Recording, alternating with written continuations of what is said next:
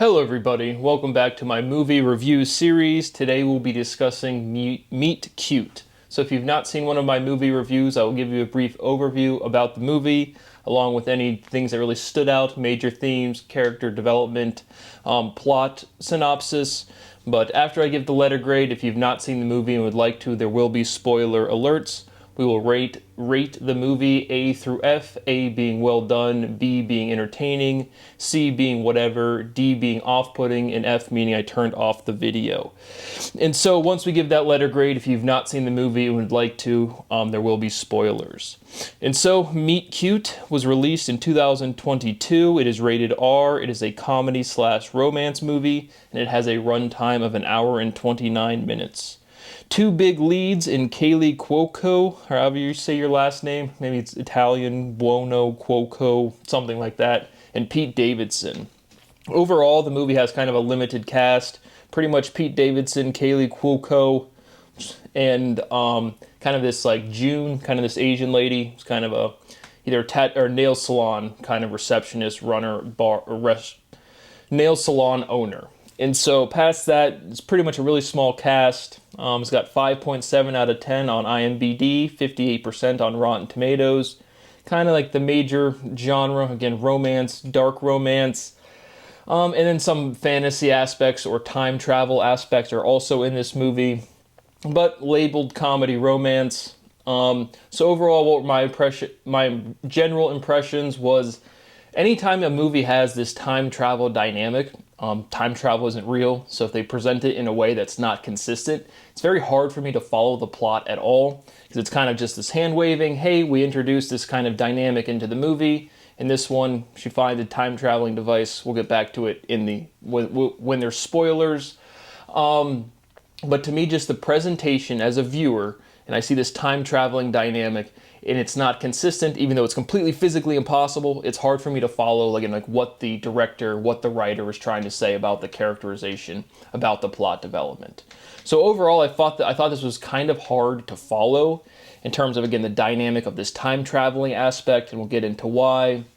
But he kind of missed me. Again, Pete Davidson's one of these big names. I think he's from Saturday Night Live, or like is what caused him to be Pete Davidson. It's one of those names, certainly know the face, and it's like, where is he from?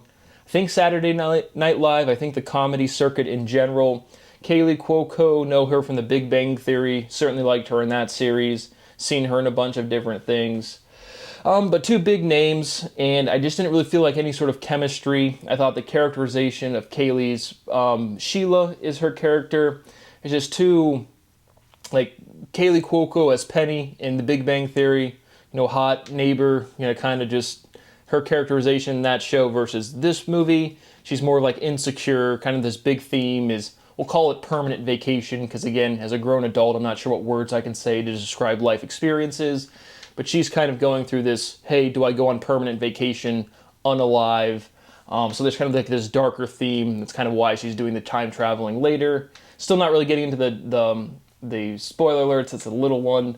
But just the overall dynamic between Pete Davidson and Kaley's characters did not really do anything for me.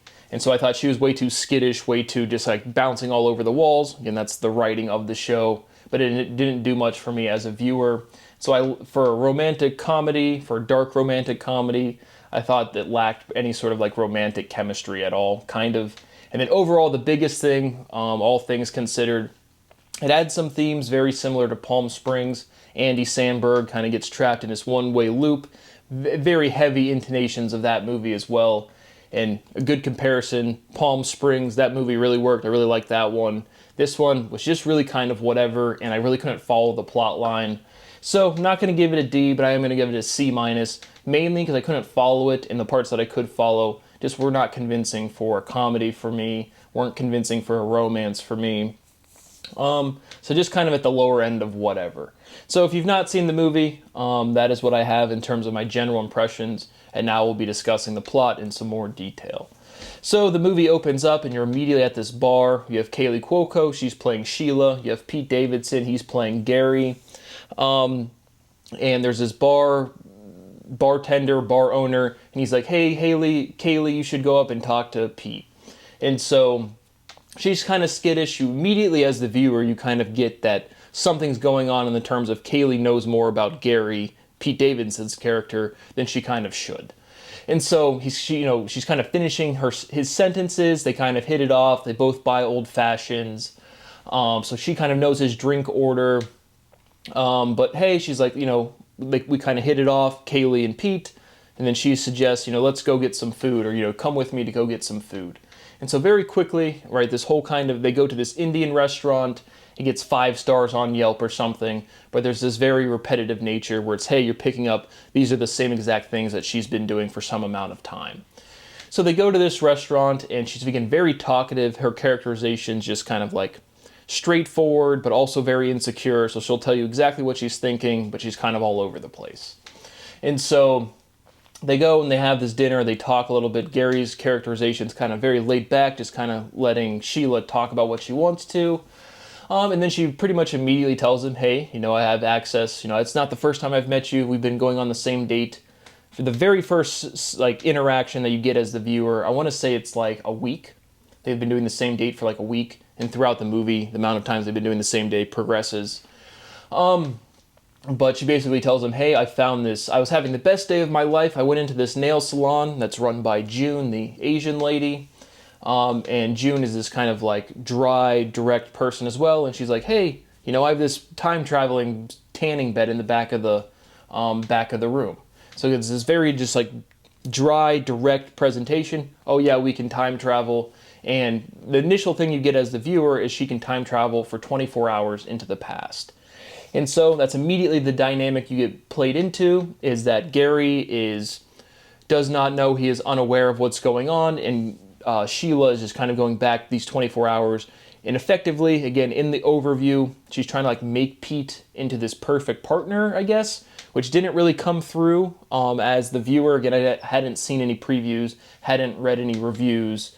And so this whole like trying to make Pete the perfect partner wasn't really apparent from just the presentation of the movie until they directly say so. But that's kind of what she's trying to do. And so she goes back 24 hours. And this is where the time travel dynamic doesn't really work for me.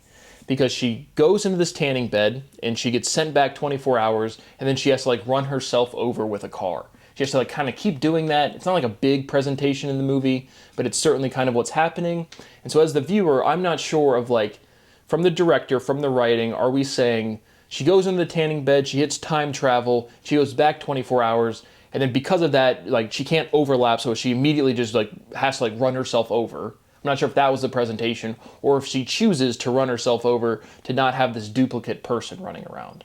And so if that's the presentation where there was a duplicate person, it doesn't really make any sense to me. Right? That's the time traveling dynamic. Okay, Sheila goes in the tanning bed, goes back in time, then the timeline would kind of just restart. She has this awareness that she's traveled, but there's not like 2 Kayleys or 2 Sheilas running around.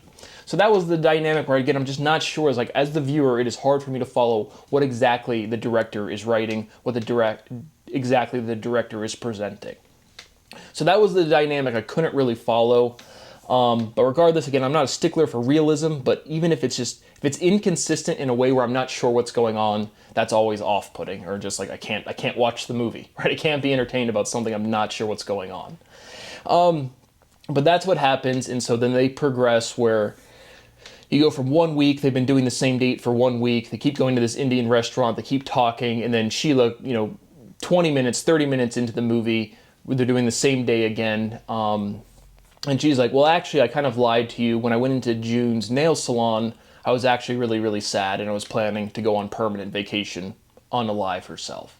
And so that's kind of like where this day ends each time, is like Sheila and Gary on this bridge, and Gary just kind of leaves each time, and then she goes and does the 24 hours, but like that's the point where she's going to go on permanent vacation.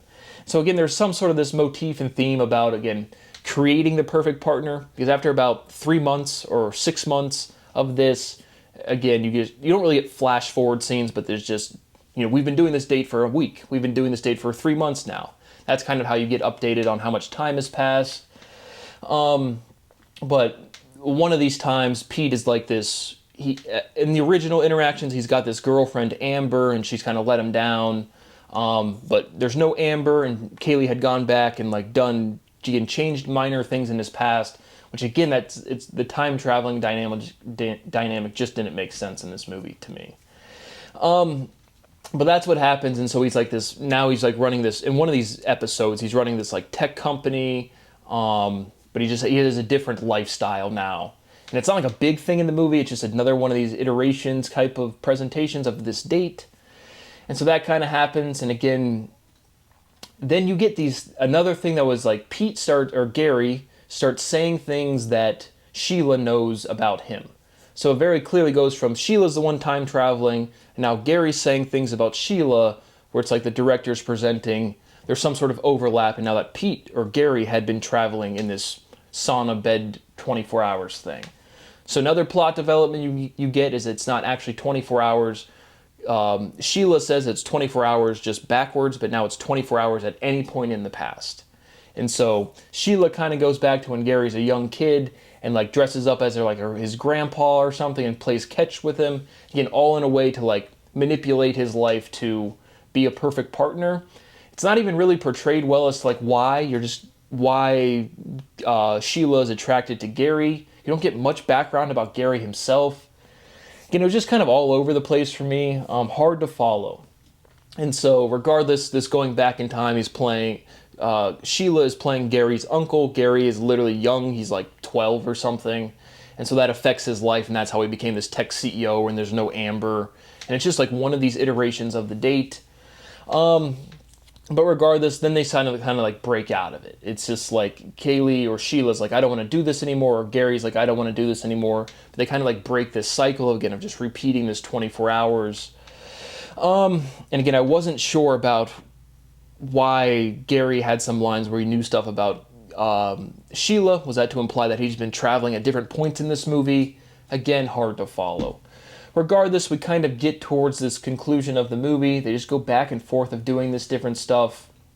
Kaylee has, or Sheila has some, like, another one of these scenes on the bridge, and she's just like, I'm going to go on permanent vacation now, and it's supposed to be some sort of, again, like, dark humor, but it's not, the humor's not really working.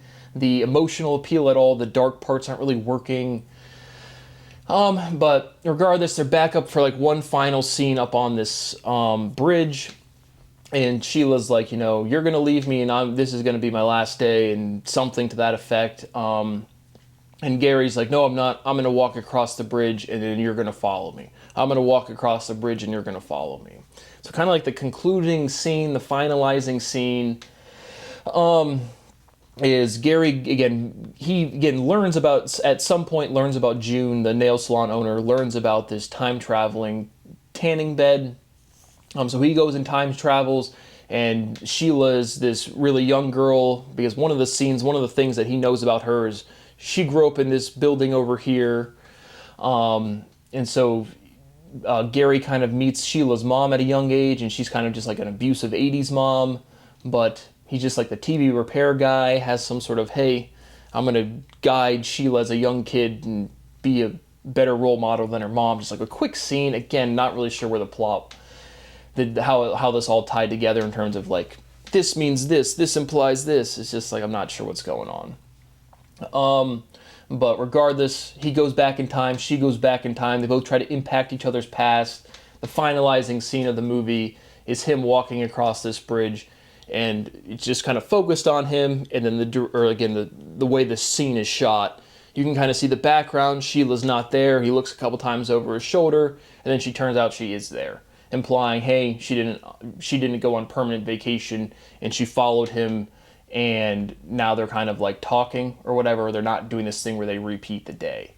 And so that's kind of the resolution to the movie. Again, I just couldn't follow the time traveling aspects where it's clearly like the director trying to say something, but it's not done in a consistent fashion.